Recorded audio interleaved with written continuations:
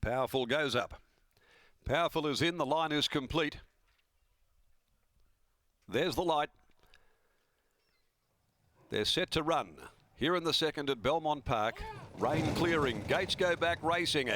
From the inside, Miss Ivy League. She won the start easily, but now being taken on by Hot Zed, who's going to rev up and go to the lead for Bennett after the start. Powerful comes across. Now getting back into the field, Graceful Girl and also Divine Pair back with it as they settle down. Hot Zed led and had to lead them running when they went into that far corner at the 850 by a length. Powerful sits up on the outside next from Miss Ivy League. Timely Outburst. She lobbed up running fourth. Queen Brown fifth, followed then by Divine Pair. Graceful Girl is second last and being urged along at the 600 by Pike, and last of all is Redhead Richie. Nearing the home turn, they go past the 500 where it's Hot Zed who leads the way from Powerful. Timely Outburst. The filly goes up 3 deep before the corner. In behind them, Queen Brown. Miss Ivy League next over on the fence. Divine Pair. It tracks to the outside. Graceful Girl behind those and looking to work clear. Timely Outburst hit the front. Hot Zed. Well, it looked gone at the 200. Here comes Graceful Girl. She's sprouting wings. Works into the clear. Gets to the outside of Timely Outburst, who kicks again. Pike really has to muscle Graceful Girl, but she now draws clear late. Graceful Girl beat home Timely Outburst. Divine Pair third from Hot Zed. Then Queen Brown. Miss Ivy League is next. A gap in the field when they pulled up Redhead Richie, which beat one to the line, and that is Powerful. Graceful Girl runs right up to her impressive return. Beats Timely Outburst. Another game performance in defeat. 6, 5 and 4 will be the official placings after the running of race 2. Graceful Girl, the Nakoni filly, and her second start back this preparation. She only had one behind her coming up to the 600 metre mark. Pike was just starting to niggle, get her onto the bridle. But like her Dam Avenida Madeira, she certainly did peel off a very, very good section, as was the case for her return. Hot Zed worked his way to the lead. He was gone at the 200 today, though. Timely Outburst got to it, and then it was Graceful Girl over the top with Divine Pair, the wet tracker, and it worked home into third place in front of Hot Zed. 6, 5, 4 and 1 are the numbers, and it's 3/4 of a length by a length and a half. The time is 1:11.75 under these conditions here. That's a good gallop, 1:11.75 on soft 6 ground there. So they certainly did up tempo in front.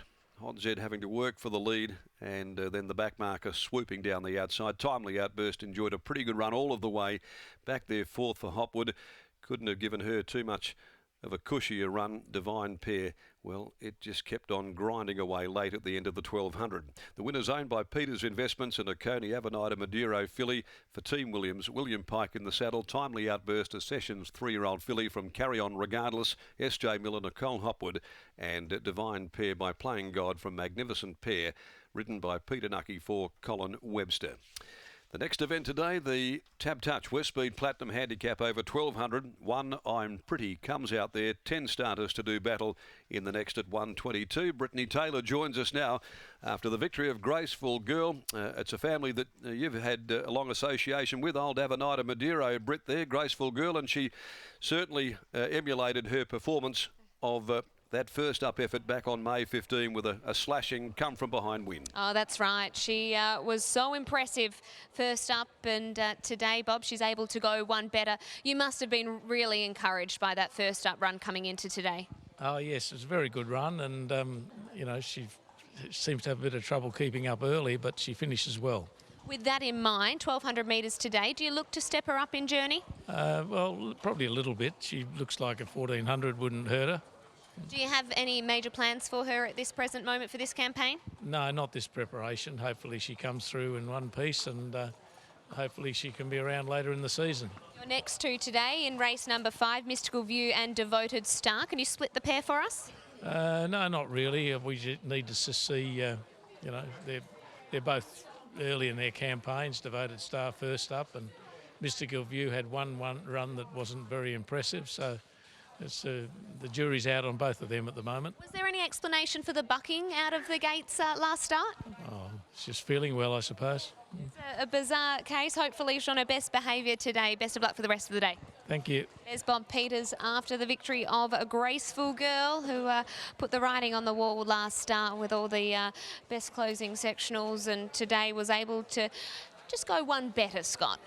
Certainly was, Britt. If you can run a faster last 200 than Cup Night and then Elite Street, you're going to be winning your fair share of races, especially while she's still a 3-year-old filly and gets around in against her own age group. But she certainly looks like the kind of horse that will only get better with time, better with age, better with experience, because you remember that she was beaten on debut when she went around odds on. She was beaten at her second start down at Bunbury. I think she was $1.30 that day. So it's taken a little while for the penny to drop, but now that she knows what racing's about, now that she knows what she's doing, once she balances up, she really does have an exciting turn of foot. I think it's the best way to describe that, because her last 100, 150 is always the best of anything in the race.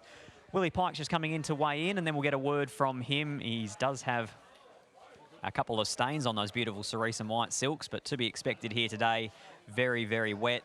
We'll grab a word from Willie now that he's finished weighing in. Willie, well, I suppose it's pretty simple. Talk us through the run.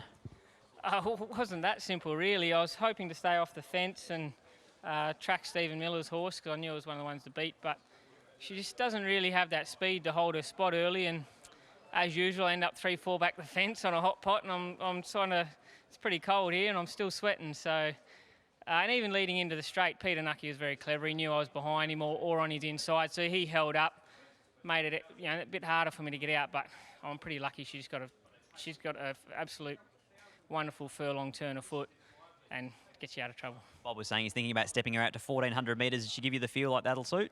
Yeah, I think so. Maybe a bit further. She might be able to travel a bit more comfortable early. And if the sprint's still there over further, it can only be good. Good luck for the rest of the day. Thank you.